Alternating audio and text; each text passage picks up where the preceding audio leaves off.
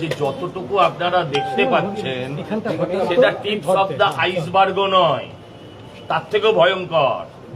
আমি বলছি এদের একটা বাৎসরিক অনুষ্ঠান হয় আমাদের বিভিন্ন কলেজে, যেমন নবীন বরণ হয় না, নবীন বরণের অ্যাকাউন্টে 1.5 কোটি টাকা আছে এখনো, আমি 15 তারিখে জানিয়েছি। কলেজগুলো থেকে কোটি কোটি টাকা প্রতি বছর এরা লুট করেছে। এই টাকাটা ভুলে গেছে, এই টাকাটা দিয়ে দিলে আপনি সবকিছু ছেড়ে দিতেন হয়তো, বাকি জীবনটা কেটে যেত আপনার, আর ওরা এই টাকাটা ভুলে গেছে। আর এর পেছনে পুরো মাথা সেটা হচ্ছে দাদা বৌদি, মানে বিরিয়ানি নয়, সুদীপ নয় না।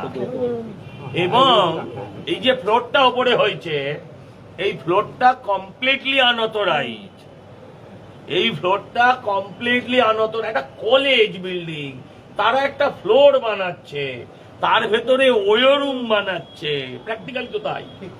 তো এই তাতে তোয়ালে পাওয়া যাচ্ছে, বালিশ পাওয়া যাচ্ছে, মানে হাত মুছে বেরিয়ে যাওয়ার সব ব্যবস্থা আছে, মুখ মুছে বেরিয়ে যাওয়ার।